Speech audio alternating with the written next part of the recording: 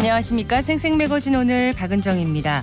며칠 전 지역신문에서 21세기 후반 대구에서 가장 핫한 동네는 중구 동인동이라는 기사 제목을 봤습니다. 그래서 동성로 쪽으로 상권 부활 프로젝트가 추진된다더니 동인동이 소위 말하는 핫플레이스가 되는 건가 싶었는데요. 기사를 보니 그게 아니라 지금처럼 온실가스 배출이 계속될 경우 대구에서 가장 더운 지역이 중구 동인동이 될 것이다. 이런 내용이었습니다. 기상청이 기후변화 상황지도를 분석한 결과 21세기 후반에는 동인동의 연중 최고 기온이 46도로 예측되는데요. 이 정도면 온천탕에 들어가 있는 것과 다름없을 것 같습니다. 대구지방기상청이 어제 대구 경북 2023년 연 기후 분석 결과를 발표했는데요. 지난해 대구와 경북은 역대 최고로 더웠던 것으로 나타났습니다. 한국의 온실가스 배출량은 2018년 기준 세계 11위인데요. 기후위기 시계를 멈추기 위해서 우리의 책임과 역할이 적지 않아 보입니다. 1월 17일 수요일 생생매거진 오늘입니다. 먼저 안동과 포항 울릉 연결해서 그곳의 날씨와 소식 듣겠습니다. 안동입니다. 오늘 아침 안동 영하 2도, 예천 영하 2도, 청송 영하 3도로 어제보다 2에서 4도가량 높습니다. 낮 최고 기온은 안동 5도, 의성 5도, 봉화 6도로 어제와 비슷한 날씨 보이겠습니다. 문경은 오늘 낮에는 비가 예보되어 있습니다. 우산 챙기셔야겠고요. 문경을 비롯한 안동, 의성, 예천 등 경북 내륙 지역과 산지에 모두 오후에 눈 소식이 있습니다. 눈과 비로 인해 가시거리가 짧아지고 또 도로도 많이 미끄러울 것으로 보이니까요. 교통안전에 각별히 유의하시기 바랍니다. 영주시가 필리핀 현지를 방문해 외국인 계절 근로자를 직접 선발했습니다. 외국인 계절 근로자 사업은 농촌 인력난의 단비 같은 역할을 하고 있는데요. 영주시는 업무 협약을 체결한 필리핀 로살레스시에 전담팀 실무단을 파견했습니다.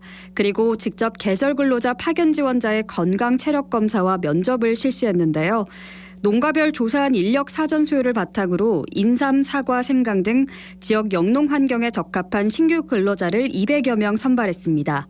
특히 선발 과정에서는 영농 경력과 공동생활 적합도, 농기계 운용 능력, 한국어 능력 등 실제 지역 영농 근로에 필요한 절차도 포함됐습니다.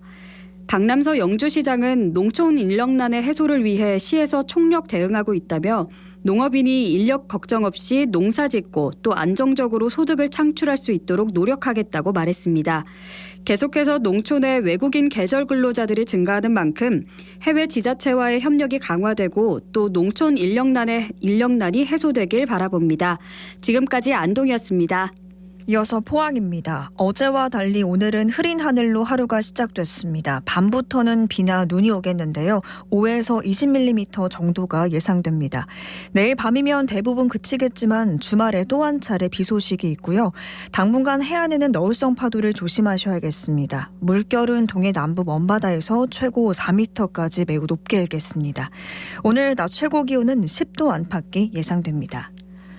어제 경북 지역에서 처음으로 아프리카 돼지열병이 발생했습니다. ASF 중앙사고수습본부는 영덕의 한 양돈 농장에서 돼지 12마리가 ASF 양성 판정을 받았다고 밝혔는데요. 중수본은 어제 저녁 8시부터 48시간 동안 대구와 경북 소재 양돈 농장과 사료공장 등 축산 관계시설 종사자와 차량을 대상으로 일시 이동 중지 명령을 내렸습니다. 또 ASF 확산을 막기 위해서 해당 농장의 초동 방역팀과 역학조사반을 보내서 외부인과 가축 차량의 농장 출입을 통제하고 역학조사를 진행하고 있는데요. 긴급 행동 지침에 따라 해당 농장에서 사육하고 있는 돼지 약 500마리는 살처분될 예정입니다. 한편 ASF는 지난 2019년 국내에서 처음으로 발병한 이후 현재까지 전국에서 39건이 발생했는데요. 지역별로는 경기가 17건, 인천 5건, 강원 16건, 그 밖의 지역 확산은 경북에서는 이번이 처음입니다. 지금까지 포항이었습니다. 이어서 울릉입니다. 울릉도와 독도에는 흐린 하늘 보이고 있습니다. 현재 기온은 어제보다 5.5도 높은 7.8도, 습도는 70%입니다. 오후부터는 비 소식이 있겠는데요. 예상 강수량은 5에서 10mm입니다. 동해 중부 안쪽 먼바다에 남서풍이 불며 바다의 물결은 1에서 2.5m로 잔잔하게 일겠고요. 내일은 북서풍이 불며 바다의 물결 1.5에서 4m로 매우 높게 일 전망입니다.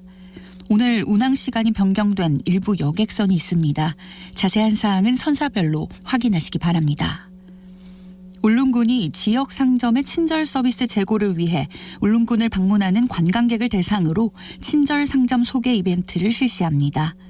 울릉군을 방문한 관광객이면 누구든지 참여할 수 있으며 친절한 서비스와 좋은 상품이 돋보이는 음식점, 카페, 숙박업소, 여행사, 관광지, 쇼핑 상점 등을 대상으로 울릉군 관광문화 누리집에 친절 상점 소개글을 작성하면 매월 추첨을 통해 선정된 2명에게 울릉사랑 상품권을 지급합니다. 또한 친절한 상점으로 소개된 업소는 울릉군 누리집 배너에 이달의 친절 상점으로 게시되는 홍보 기회도 주어지는데요. 울릉군에서는 친절 상점 소개 이벤트를 통해 영업주들의 인식 개선에 앞장설 계획입니다. 선표와 구매 인증 영수증과 같은 관광객임을 인증하는 서류만 확인되면 관광객 누구나 신청할 수 있습니다. 많은 관심 바랍니다. 지금까지 울릉이었습니다.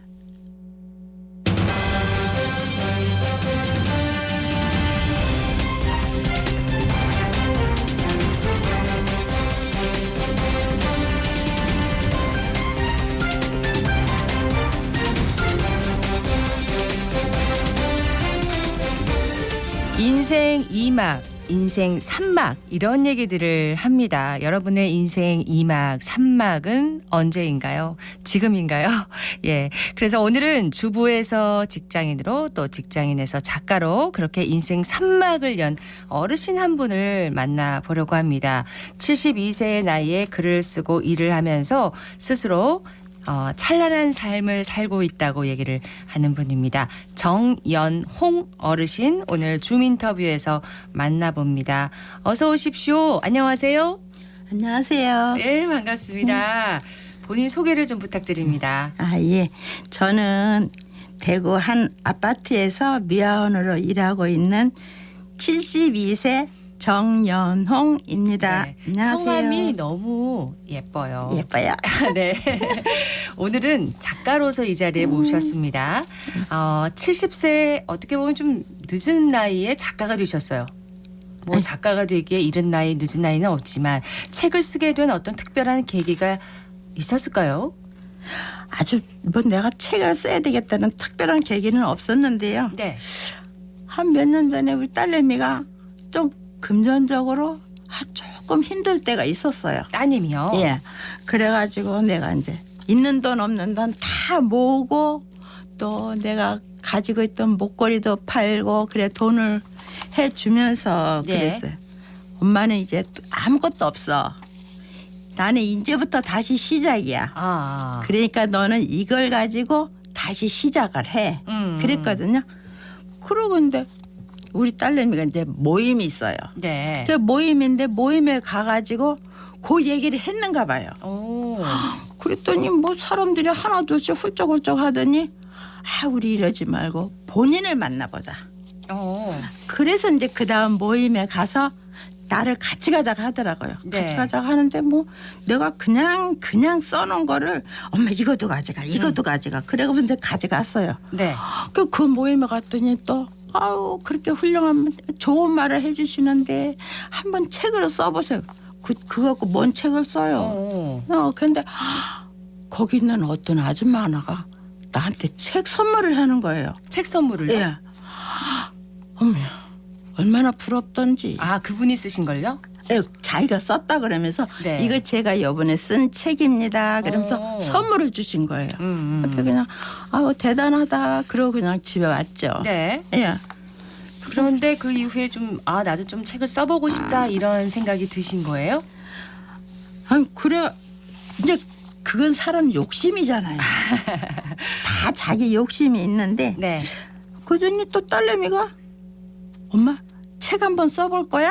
그러더라고. 그래서 내가 아니면은 나 싫어 그랬을 건데 네. 그럼 어떻게 해? 그랬더니 내가 그럼 작가 선생님을 소개를 해줄 테니까 얘기를 해봐 그러더라고. 그분이 전화가 왔고 얘기를 하니까 또 귀가 솔깃하더라고요. 아, 책을 쓰는 방법을 이제. 예, 얘기를 들으니까. 네네. 그게 귀가 솔깃해갖고 그럼 그렇게 하겠다고. 네. 그리고 이제 써서 사진을 찍어서 그 작가분님한테 주고 그렇게 해서 했는데 그러다 보니까는 또 이제 이제 그만 주셔도 돼요 그러는데 출판사가 또 있어야 되잖아 나는. 그렇죠. 그런데 또 그분이 여기저기 알아보더니 정말 좋은 출판사 사장님을 네. 소개를 해줘갖고 그래갖고 진짜 책이 이 세상에 나오게 되었어요. 그러면은 그 컴퓨터 타이핑을 직접 하신 게 아니고 에이, 참 못해요. 글을 그냥 이렇게 손으로 쓰신 거예요? 예. 그걸 이제 사진을 찍어서 그 작가분에게 보내면 그분이 이제 타이핑을 그렇죠. 해서 예. 책을 만들어 주신 거네요. 그렇죠. 와, 그렇군요. 글을 잘 쓰기 위해서 그래도 노력한 어떤 부분이 있을 것 같은데 나만의 글을 잘 쓰는 어떤 비법, 나는 이럴 때 이렇게 쓴다 이런 비법이 혹시 있나요? 그런 거는 네. 내가 그런 거는 별로 없고요. 그냥 책을 보다가 좀 가슴에 와닿는 말이 있잖아요. 있죠. 그러면 이제 그런 거를 따로 이렇게 적어놓기도 하고 오. 또 이제 매일같이 왜 긍정학원이라는 말이 있잖아요. 아주 좋은 말. 네. 그거를 이제 매일같이 아침에 쓰면서 생각도 하고 그러거든요. 그러면은 책을 읽다가 예. 중요한 대목을 그러면은 다 정리해 놓은 어떤 그런 노트나 이런 게 있겠네요. 그거는 이제 따로 있어요. 모아놓은 게 있겠네요. 예, 있어요. 이야, 그냥 된 게 아니시네요, 작가가. 예. 혹시 오늘 아침에는 어떤 뭐 글귀를 좀 읽거나 아니면 쓰고 나오셨어요?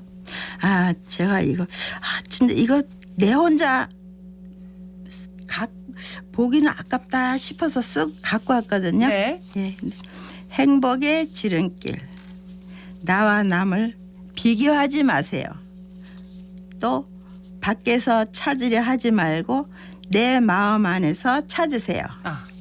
지금 이 순간 세상의 아름다움을 찾아서 느끼십시오. 그 말이에요. 직접 쓰신 거예요? 아니면 옮겨 그 적으신 긍정하고 그런 데서 내가 써왔죠. 예. 얼마나 좋은 말이에요. 그렇죠. 예. 그러니까 계속 그런 글을 쓰다 보면은 나의 생각을 또 정리하는 데도 도움이 되겠네요. 예. 그러니까요. 이렇게 틈틈이 읽고 또 써온 글들을 모아서 책으로 내셨잖아요. 그때 기분은 어떠셨어요? 와. 진짜 그거는 네. 왜 사람들이 말로 표현을 못해 하잖아요. 딱 그거예요. 말로 표현을. 이게 진짜 내 책인가 하고 야.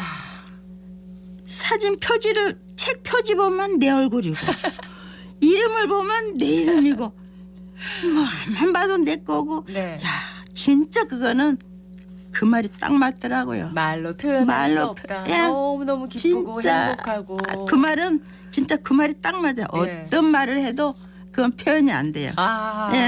그렇군요. 그런 기분 한번 느껴보고 싶네요. 주변에서 반응은 어떻습니까?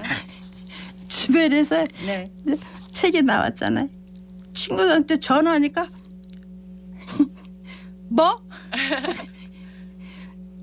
네가 네. 정말로? 네. 그러니 그거 얘기를 설명을 해줘야 되잖아요. 방금 저한테 얘기하신 것처럼 예. 이렇게 어떻게 해서 어떻게 해서 이렇게. 나왔니? 내가 썼는데 네. 어떻게 썼다는 나 얘기를 다 해야 되잖아요. 매번 그렇게 설명하시기 예. 힘드셨겠습니다. 전화하는 사람마다 그 얘기를 계속 반복을 했는 거예요. 그 이야기가 누군가에게는 또 희망이 되고 힘이 됐을 것 같은데 맞아요. 지난 2022년에 이 첫 책이 발간됐습니다. 책 제목이 나의 감사는 늙지 않아. 감사는 나이가 들지 않는다 이런 뜻인 것 같은데 책 소개 좀 해주세요. 그거는 네. 그 감사하는 마음, 이제 감사하는 마음 그런 걸 이렇게 좀 모아놓은 것도 있고 내가 느낀 것도 있고 고래가 쓴 책이에요. 네, 일상에서 느꼈던 기쁨이나 감사를 모아놓은 책이네요. 책 일부를 좀 소개해 주시겠어요? 좋아하시는 대목이라든지. 책 일부. 네. 그래요. 학교 다닐 때는 엄마가 싸주던 도시락을 지금은 내가 싸서 책가방이 아닌 가방을 메고 학교가 아닌 일터로 간다. 근데 이제 그런 거 있고 또 가면서 이렇게 햇빛을 보잖아요. 그렇죠. 맑은 햇빛. 그러면 이제 그때부터는 또 이제 그게 나오는. 이 맑은 햇빛을 보게 해주는 내 눈한테 아우 누나 고마워.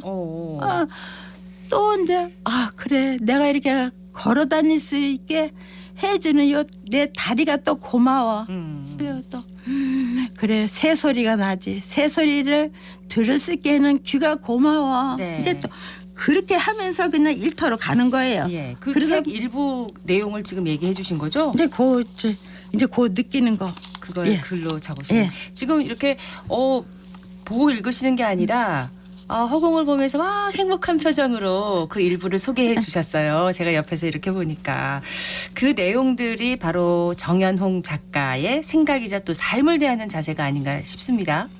항상 그렇게 긍정적으로 보시는 거예요?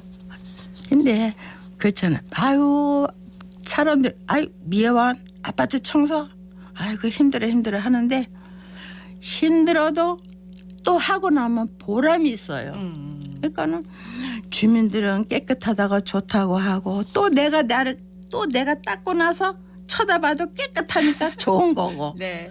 그러니까는 그런데 보람도 느끼고 그렇기도 하고 또 계단 올라다니니 운동도 되고 네. 공짜 운동이잖아요. 그렇죠. 네, 운동도 되고 또 뭐 진짜요. 거기다가 애기들 말 못하는 애기도 좋다는 돈도 벌고. 네. 그러니까는 막 이거 사람들 만나도 좋고 뭐 애기들 만나도 좋고 다 좋은 거예요. 네. 일하는 게. 무슨 일이든 힘들어 보다는 이래서 좋고 이래서 감사하고 이렇게 생각을 하시네요. 맞아요.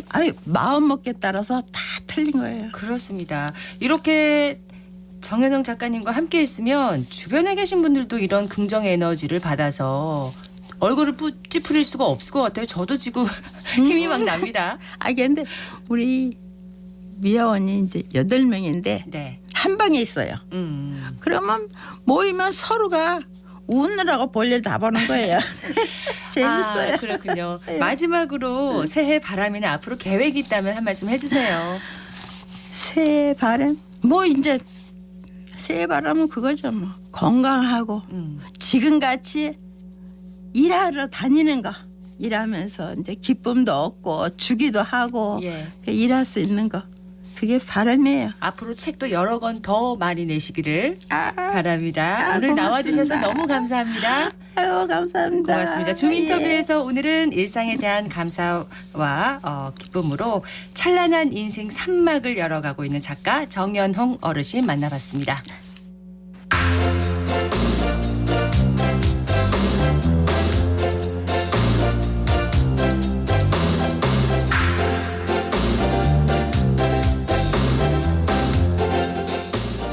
11시 23분 지났습니다. 어르신 순찰대, 아줌마 순찰대라는 이름은 들어봤는데 혹시 반려견 순찰대는 들어보셨습니까? 대구 남구 청년센터가 대구에서 처음으로 반려견 순찰대를 운영하고 있다고 하네요. 자세한 내용 서유리 리포터가 전해드립니다. 어서 오세요. 네, 안녕하세요. 반려견 순찰대는 동네 사정과 지리에 밝은 남구 지역 청년 20명이 반려견과 함께 산책하면서 동네 곳곳의 위험 요소를 살피고 또 범죄도 예방하려는 목적으로 만들어졌습니다. 반려인은 형광조끼에 경광봉을 들고요. 또 반려견도 같은 형광조끼를 입고 LED 미니 경광등을 착용하고 마을을 지키고 있는데요. 현장에서 만난 반려견 순찰대원들의 이야기 들어보시죠. 삼시가 좋지. 한번 돌까? 얘들 뭐예요? 저희는 대구 남구 반려견 순찰대원들이고요. 지금 같이 산책하면서 혹시라도 안전에 문제가 있는 곳은 없는지 같이 활동을 하고 있습니다. 조끼도 입고 막 반짝반짝거리고 하니까 진짜 멋있네요. 진짜 경찰 같아요. 저는 삼식이 삼순이 둘이 케어하고 있는 김홍희라고 합니다. 어차피 얘들 매일 산책을 가니까 하면 좋을 것 같다는 생각이 들어서 연락을 해가 하게 됐죠. 주로 밤에 산책을 많이 하는데 아무래도 우리가 경찰분들 보면 뭔가가 좀 안전한 느낌을 받듯이 얘들도 그런 느낌을 주는 것 같아서 아주 좋더라고요.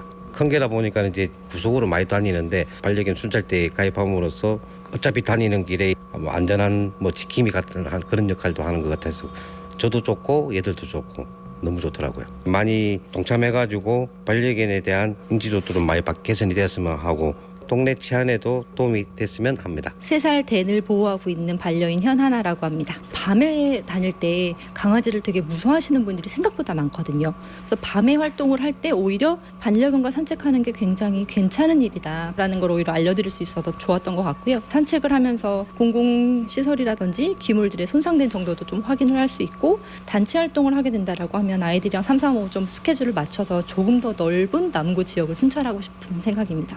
이번에 조금 프로그램이 잘 되고 아이들이 패티켓도 좀 잘 지키면서 보호자가 조금 성숙된 모습을 많이 보여드리면 훨씬 더 좋은 인식이 생겨날 것 같고 그럼 2기, 3기 더 많은 반려견 순찰대원들 모집이 되지 않을까 더 많은 활동을 같이 하고 싶은 생각이 있습니다. 반려견 산책도 이제 시키고 동네도 지키고 일석이조네요. 네, 맞습니다. 이 활동 시간이 따로 정해져 있는 게 아니라 개인이 평소에 산책하는 시간에 하면 된다는 것도 전 참 좋게 느껴지더라고요. 네. 반려견 순찰대원들은 서류 심사와 또 산책 코스 수행 실습 심사까지 거쳐서 선발이 됐는데요. 동물 전문가가 반려견의 공격성과 사회성 등을 살피고 또 반려인의 태도도 함께 고려해서 선발했다고 합니다. 반려견 순찰대를 만난 주민의 이야기 들어보겠습니다. 남구에 사는 조미경입니다. 지나가다 보니까 강아지들이 반짝반짝거리면서 있길래 이게 뭐냐고 물으니까 반려견 순찰대라고 하더라고요. 경찰처럼 불빛이 똑같이 나면서 순찰하면서 고장나는 거 있나 뭐 이런 것도 하겠다고 범죄도 본다고 하길래 좋은 거 하네 하면서 그렇게 많이 했어요. 저희도 강아지 집에 5개월 되는 강아지 있는데 너무 작아서 아직까지 순찰대를 해보려 해도 옷이 너무 클 것 같아서 너무 작기도 작고 운동도 많이 못해서 아직 신청 안 하고 있는데 조금 더 크면 신청해도 좋을 것 같아요. 우리 강아지도 그런 거 지키고 하는 거 하면 좋을 것 같아요. 그거 보니까 가들이 다니면서 나쁜 거나 이런 거 보면 경찰처럼 반짝반짝거리니까 범죄를 일으키려고 하다가도 그 불빛 보면 도망갈 것 같아요. 날씨도 추운데 남구에 구석구석 다니면서 해주셔서 너무 감사하고 정말 최고입니다. 네, 열심히 지역 사회를 위해 봉사하는 건데 참여자들에게 혜택도 혹시 있나요? 그럼요. 그 자원봉사센터와 연계해서 봉사 시간을 인정을 받을 수 있습니다. 물론 뭐 봉사 시간 때문에 하는 건 아니지만요. 산책구역 시작 시간과 끝나는 시간, 산책 영상을 남구 청년센터로 보내면 되고요. 네. 또 지금은 개별 산책을 하지만 앞으로 한 달에 한 번 정도 동별로 합동 순찰도 진행할 예정이라고 합니다. 순찰. 네, 그래서 다 같이 이제 강아지들이 모이는 시간도 있을 것 같은데요. 멋진 풍경이 펼쳐지는데요. 네, 맞습니다.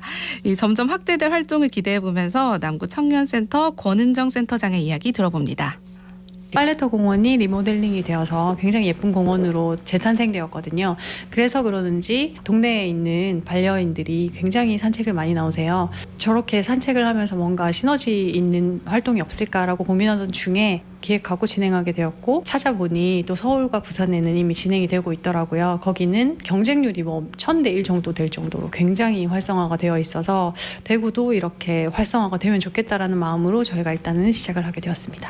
저희 1월 12일 날 발대식을 진행하게 되었는데요. 교육에 관한 부분 그리고 주의해야 될 사항 그다음에 남부경찰서 같은 경우에는 LED 집게를 저희한테 이제 지원을 해주셨어요. 야간에 산책을 할 경우에 어둡고 또 이제 안전에 취약할 수 있기 때문에 강아지에게 그것을 달아서 알려주기 위한 용도로 사용하기 위한 건데 생각보다 집게가 정말 미니 사이카 같은 느낌이 있었어요. 그래서 범죄 예방에 조금 더 도움이 될 것 같다라는 생각이 들었고요. 조를 짜서 합동 순찰도 하고 개별 순찰도 할 예정입니다. 이런 활동을 너무 기다리고 있었다라고 말씀을 해주실 정도로 되게 준비된 분들이 많이 계셨어요. 근데 이런 활동을 하면서 내가 사는 동네의 안전 취약점이라든지 그다음에 뭐 방범 시설물의 파손이라든지 그런 것들을 본인들이 캐치를 하셔서 구청이나 아니면 경찰서 쪽으로 이야기를 해주시면 개선할 수 있는 방향도 있거든요. 그래서 저는 이 활동이 굉장히 앞으로도 발전할 수 있을 거라는 생각을 하고 우리 남구 청년센터가 주민들한테 이렇게 스며들 수 있는 기관이라는 것도 주민들이 많이 아실 것 같아서 또 앞으로도 기대가 됩니다. 네, 반려견 순찰대 활동으로 보다 안전한 마을이 만들어지길 기대합니다. 네, 서유리 리포터 잘 들었습니다. 네, 고맙습니다.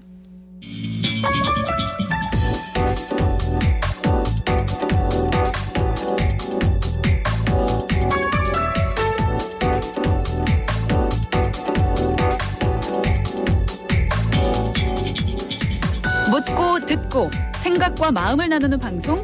지금 여러분께서는 대구 경북을 보고 듣는 생생 매거진 오늘을 함께하고 계십니다.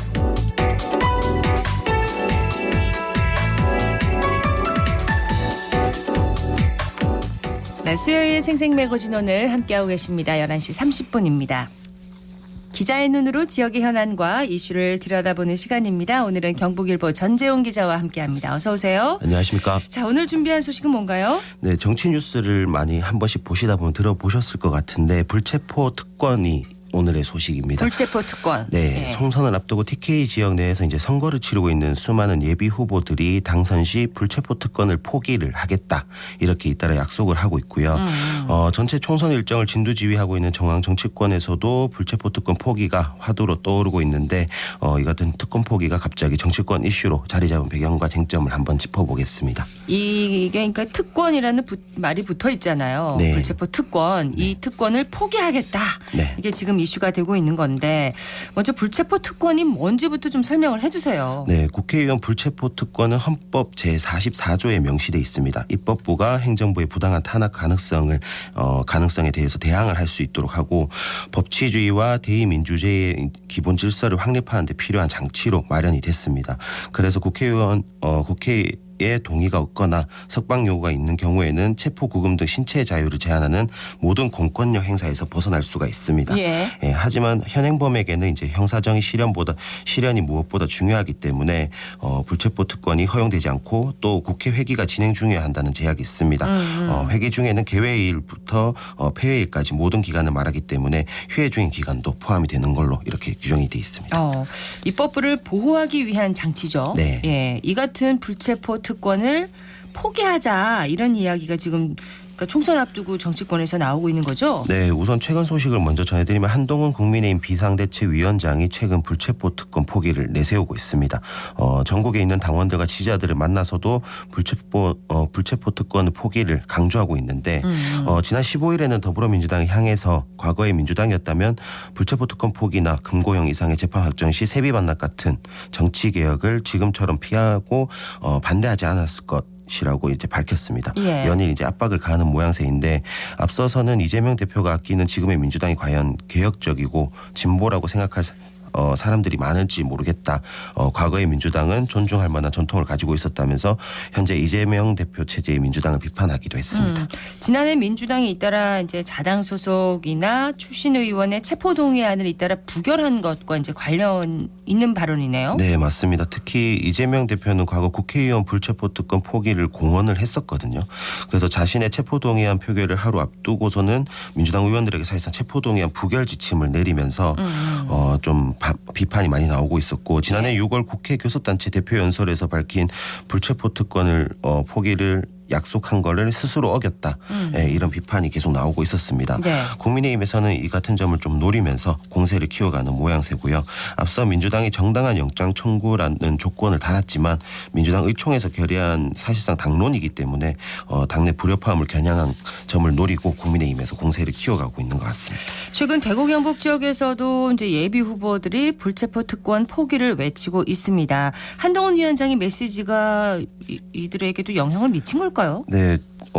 지금 현재 발언하고 있는 내용보다는 앞서서 이제 한동훈 위원장이 위원장직을 수락했던 시기에 했던 발언이 영향을 미친 걸로 보입니다. 그 시기에 했던 발언이 뭔가요? 지난해 12월 말쯤에 이제 공직을 방탄수단으로 생각하지 않는 분들 그리고 특권 의식이 없는 분들만을 국민에게 지시하겠다. 아하. 이렇게 밝혔거든요. 그래서 총선을 앞두고 국회의원 불체포 특권 포기를 이제 하는 인물만 후보로 내세우겠다는 뜻으로 해석이 되고요. 그래서 더 이제 부각을 시킬 수도 있는 거네요. 네. 그래서 이 같은 발언이 지역 선거에 나서는 후보들에게도 이제 영향을 미친 것으로 보입니다. 예. 실제 예비 후보들이 불체포 특권 포기 서약이 시작된 시기가 지난달 말 그러니까 12월 말쯤이었는데 한동훈 위원장이 발언한 직후로 경북 지역 내에서 출마 예정자 중에서는 포항남 울릉군 선거구에서 뛰고 있는 이병헌 예비 후보가 하루 만에 불체포 특권 포기 선언으로 호응을 했습니다. 네. 대구에서도 강사빈 중랑구 예비 후보가 해당 선거구 출마 예정자들에게 함께 특권 포기를 하자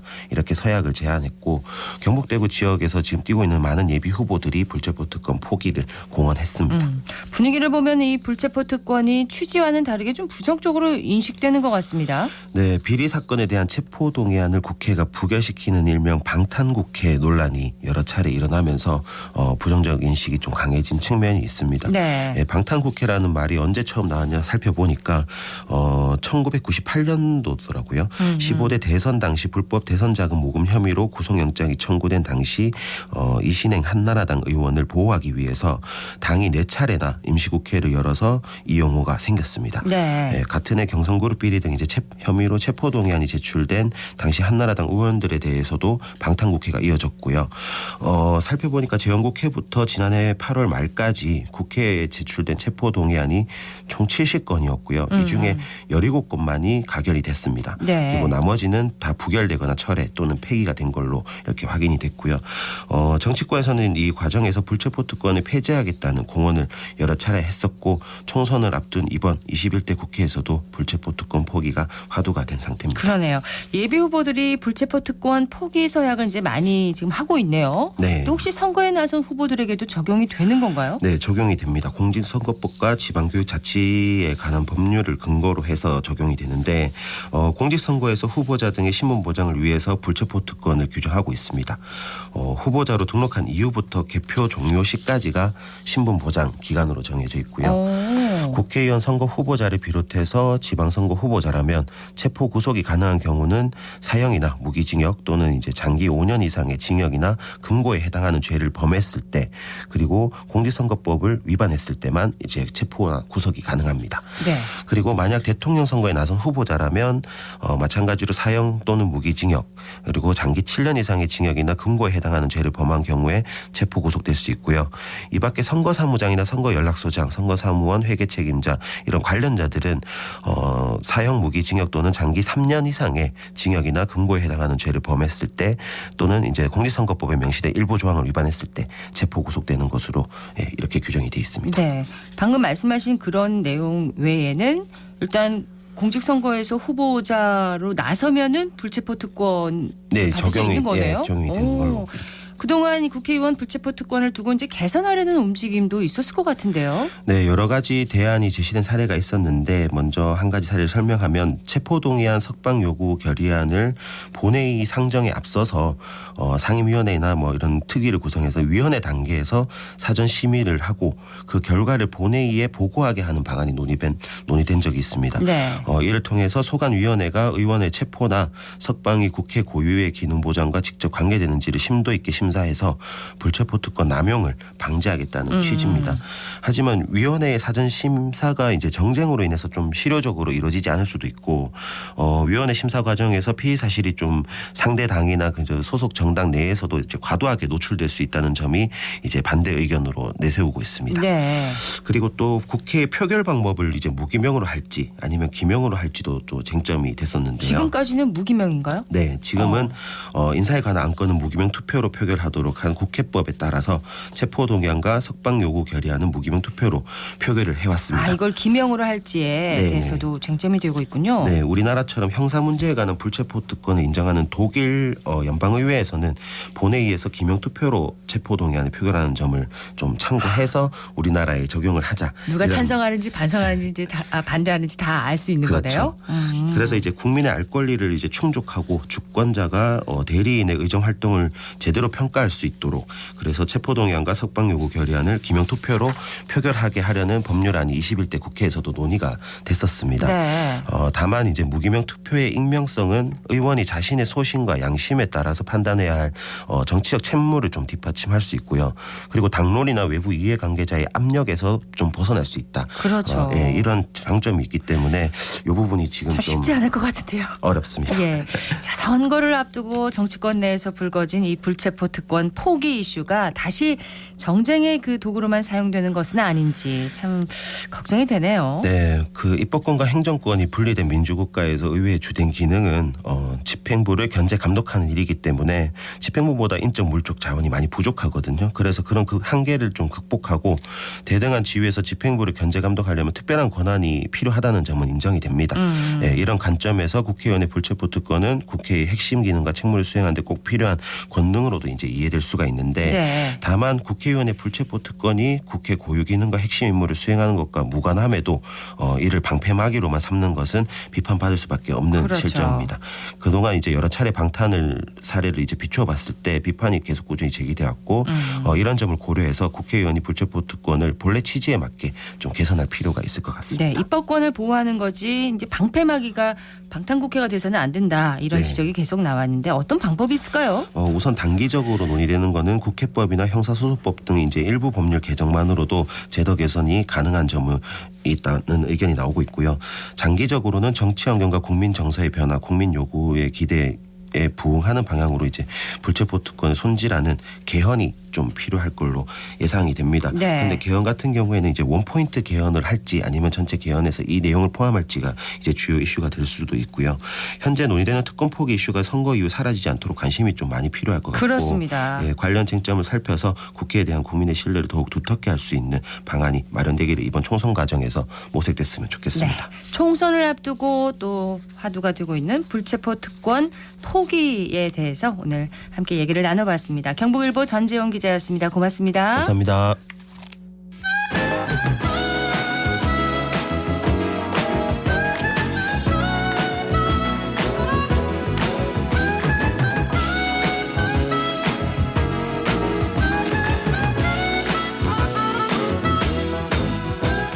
사회적 가치와 공익을 실현하고 환경을 지키며 마을 주민의 삶의 질을 높여서 더 나은 함께 사는 세상을 그려봅니다. 함사세요. 오늘은 대구시 사회적경제지원센터의 황희순 선임연구원과 함께합니다. 어서 오세요. 네, 안녕하세요. 자, 오늘 소개해 주실 기업 어딘가요? 네, 오늘은 청년들이 자신들의 다양한 필요를 충족시키며 청년 문제를 해결하기 위해 뭉친 청년 마을 기업 덕꿈 협동조합을 소개해 드리겠습니다. 덕꿈이라는 이름이 청년이라는 주제와 참 잘 어울리네요. 네, 그 이름처럼 청년들이 지역을 떠나지 않고도 자신들의 꿈을 이루고 또 그런 청년들을 돕기 위해 서로 응원하고 지지하는 주민들이 모여 청년 이탈 문제의 심각성에 대해 공감하고 고민하던 것이 이 덕꿈 협동조합의 시작이었다고 합니다. 네, 지역의 청년 이탈 정말 심각한 문제잖아요. 맞습니다. 제 경우에도 많은 친구들이 대구를 떠나 수도권에서 살고 있는데요. 지난해 11월 동북지방통계청이 발표한 대구 경북 계속거주 청년과 수도권 전출 청년 비교 분석 보고서에 따르면 대구 경북의 청년 인구는 2016년 98만 9천 명에서 2021년 89만 명으로 약 10%인 9만 9천 명이 감소한 것으로 집계되었습니다. 네. 그리고 2016년부터 2021년까지 대구에서 전출한 청년 인구에서 전입한 청년 인구를 뺀 순유출 청년 인구는 11,000명이라고 하는데요. 이는 대구 전체 인구 순유출의 46%를 차지했습니다. 그리고 2022년 통계청과 행정안전부에 따르면 2021년 대구의 청년 인구 59만 3,785명 중 약 2%인 9,108명이 서울을 포함한 수도권으로 전입했고 이는 10년 전인 2011년에 비해 2배를 넘은 수치라고 합니다. 예. 물론 청년 유출과 수도권 집중 현상은 전국적인 현상이긴 하지만 지방 5대 광역시 가운데 대구가 가장 심합니다. 2021년 청년 인구 100명당 수도권 유출 인구를 보면 대구가 1.5명으로 가장 높았고요. 울산이 1.41명, 광주 1.36명으로 그 뒤를 이었습니다. 네. 청년들이 이렇게 대구를 떠나는 이유 아무래도 일자리 때문이겠죠? 맞습니다. 전출 사유로 대구 청년의 60.3%가 직업을 가장 많이 꼽았습니다. 2016년에 대구에 살다가 2021년 수도권으로 떠난 청년과 대구에 남은 청년을 비교한 결과 수도권 전출 청년의 취업자 비중과 상시 근로자 비중이 각각 8.2%포인트, 7.4%포인트 높았습니다. 네. 그리고 대기업 또는 중견기업 근무자 비율 역시 대구에 계속 거주한 청년은 15.3%인데 반해 수도권 전출 청년은 26.4%로 나타났습니다. 청년들은 적정 수준 이상의 임금과 복지가 보장되는 양질의 일자리를 원하는 경향이 큰데 이러한 일자리가 상대적으로 서울과 수도권에 많아서 그 영향이 크다고 보고 있고요. 그렇군요. 네, 이외에도 다양한 문화예술 향유의 접근성과 거주 지역의 문화와 같은 요인도 영향을 주는 것으로 보고 있습니다. 그렇군요. 덕꿈 협동조합이 이런 청년 이탈 문제를 인식하고 시작이 됐다고 하셨는데 네. 그럼 어떤 활동들을 하고 있나요? 덕꿈 협동조합은 이미 창업을 해서 자신의 카페를 운영하고 있는 청년과 또 구직 활동을 하고 있지만 직장을 구하지 못하고 있는 청년, 그리고 창업에 관심이 있는 청년 등 다양한 환경과 상황에 놓인 청년들이 함께 하고 있습니다. 네. 그러다 보니 각자의 상황에 맞는 수요나 욕구 그리고 필요들을 나누게 되고 또 그것을 각자가 교류하는 청년들과 나눈 뒤 사업이나 활동으로 이어가고 있는데요. 그 첫 번째는 아무래도 일자리와 직업에 관한 활동입니다. 요즘 청년들에게 카페는 단순히 식음료를 소비하는 공간이 아니라 자신을 나타내는 하나의 문화 공간으로 자리 잡아가고 있고, 덕꿈 협동조합은 현재 운영하고 있는 2개의 카페를 활용해 청년들에게 직접적인 일자리를 제공하면서 카페 창업에 관한 클래스와 상담을 진행하고 있습니다. 그렇군요. 네, 카페 창업 외에도 대구의 청년 관련 기업 또는 단체들과 함께 청년들을 위한 금융교육, 또 생활경제 상담 등을 통해 청년들의 다양한 문제를 함께 고민하고 해소하는 활동들을 하고 있습니다. 사회로 진출하는 청년들이 다방면으로 활동하고 있네요. 네. 덕꿈 협동조합에서 활동하고 있는 청년의 이야기 담아왔습니다. 따뜻한 라떼 2잔 주문 들어왔습니다. 네, 확인했습니다. 라떼 2잔.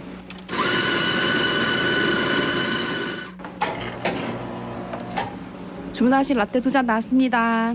저는 덕꿈 협동조합에서 사부차장으로 일하고 있는 신은진이라고 합니다. 저는 한 2년 정도 된 것 같아요. 저는 이제 카페 운영이랑 그다음에 청년 관련 프로그램에서 커피 수업을 좀 하고 있습니다. 좀 사회에 도움이 되는 일을 좀 하고 싶다라고 생각이 들어가지고 그런 일을 찾다 보니까 사회적 기업이라는 게 있다는 걸 알게 됐고, 그리고 청년 관련된 일을 하는 곳이 이곳이 있어가지고 오게 되었습니다. 제가 이제 수업을 하다 보니까 대상이 청년분들이나 아니면 같은 사회적 기업에서 일하시는 분들을 좀 대상으로 하는데, 과정 중에 발달장애인 친구들에게 이제 수업을 하는 게 있어요. 그 친구들이랑 같이 커피 수업을 하면서 내가 진짜 사회에 좀 도움이 되는 보람찬 일을 하고 있구나라고 좀 생각이 들 때가 많아가지고 그게 제일 좋았던 것 같습니다. 저 나이 같은 청년들이 되게 자기가 하고 싶은 일이 뭔지 잘 모르거나 아니면 일을 하면서도 보람을 느끼는 경우가 잘 없다고 저는 좀 생각이 드는데, 청년들이 자기 일을 하면서도 보람차고 또 자기의 미래를 계속 그려갈 수 있는 일을 하는데 도움이 됐으면 좋겠다라는 좀 생각이 듭니다. 청년분들 힘내십시오.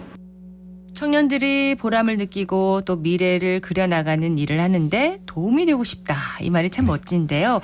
덕꿈 협동조합에서 일을 하면서 직접 경험했기 때문에 또 이런 생각을 갖게 되는 것 같아요. 네, 덕꿈 협동조합은 동구 마을기업으로 활동하면서 지역에 있는 다양한 단체들과도 관계를 맺고 있는데, 그중에는 지역의 사회복지관, 청소년 문화의 집, 그리고 지역 장애인들의 활동을 지원하고 고용하고 있는 여러 사회적 경제 기업들이 있습니다.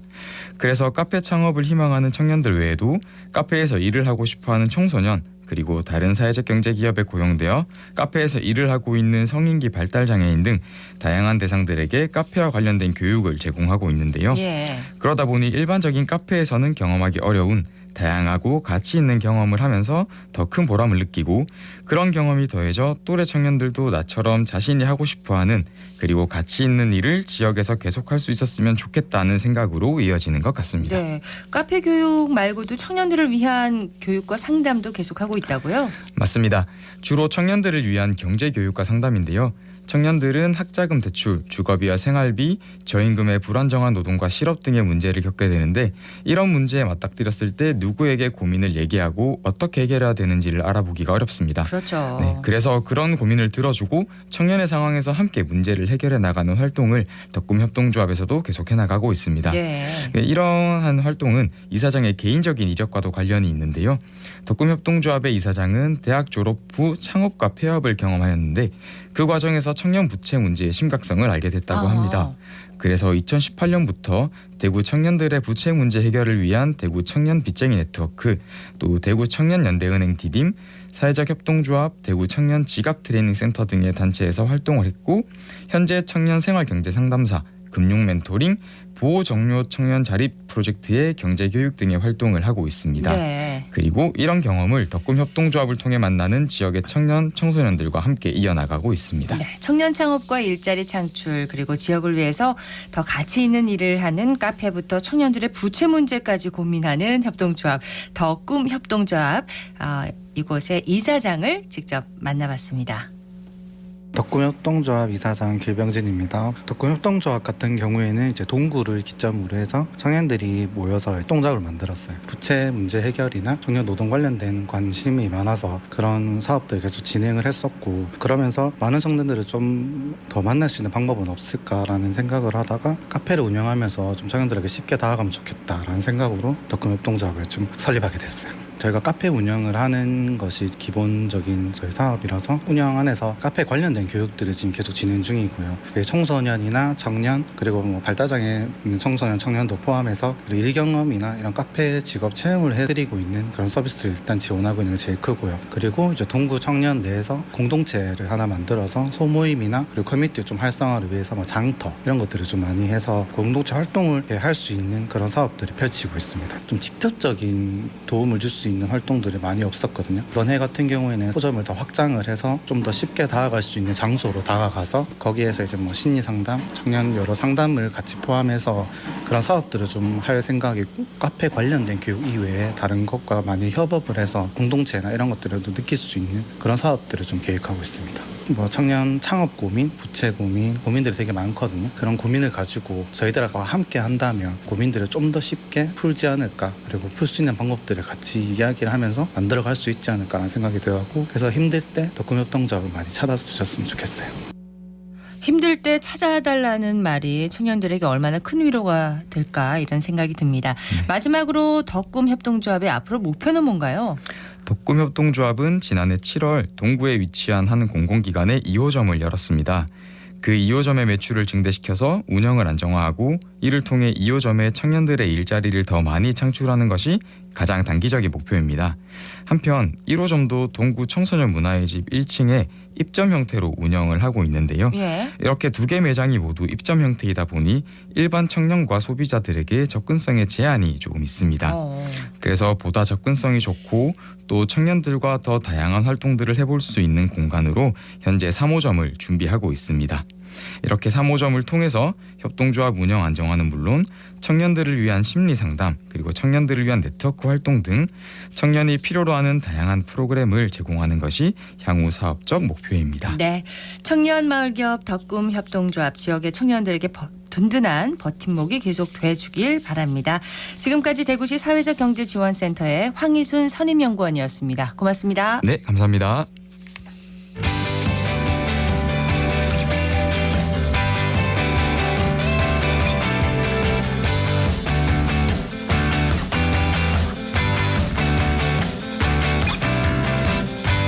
클릭 정보 클립.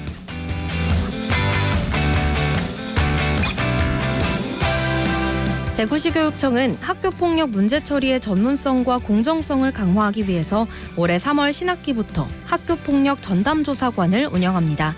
학교폭력 전담조사관은 학교폭력 업무와 생활지도, 학생 선도 경력이 있고 문제 파악 등의 역량을 갖춘 퇴직교원을 중심으로 경찰과 청소년을 선도하고 보호하는 활동에 유경험자로 구성됩니다.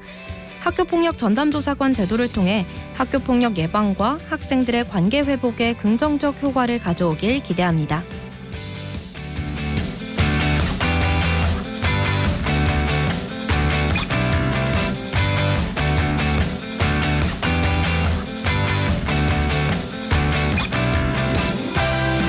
개관 13주년을 맞은 대구근대 역사관이 2024년 첫 행사로 오는 24일 오후 2시에 문화 행사를 엽니다.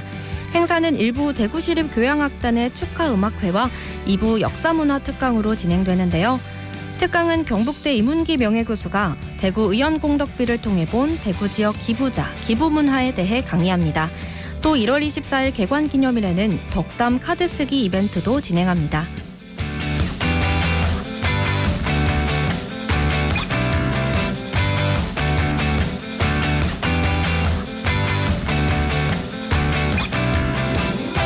경상북도 소방본부가 2024년 국가성장 동력산업 원스톱 119 지원단을 가동합니다.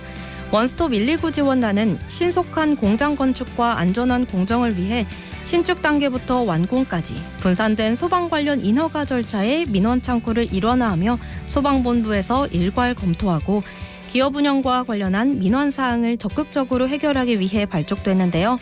지원단을 통해 기업들이 신속하고 안전하게 기업 활동을 펼치고 지역 경제에 활력을 불어넣을 수 있기를 바랍니다.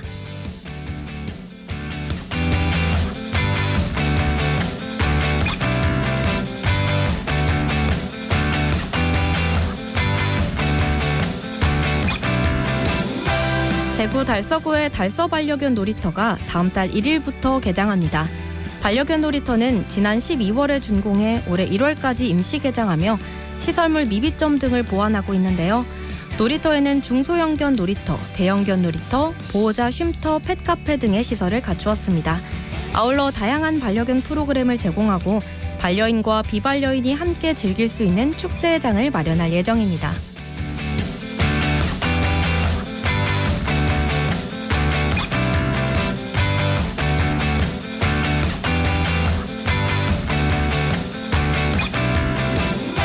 대구상공회의소가 오늘부터 지역경제의 뿌리가 된 향토기업인들의 일대기와 지역사회 공헌 내용을 품은 대구 디지털기업가 박물관을 공개합니다. 이번 프로젝트는 전국 최초로 시도하는 것으로 지역에서 오랜 역사를 가지고 활발하게 경영하면서 좋은 일자리를 제공하고 있는 향토기업을 널리 알리기 위해서 추진됐는데요. 대구 디지털기업가 박물관은 포털 검색이나 대구상공회의소 홈페이지 배너를 통해 접속할 수 있습니다. 지금까지 클릭 정보 클릭 배아연이었습니다.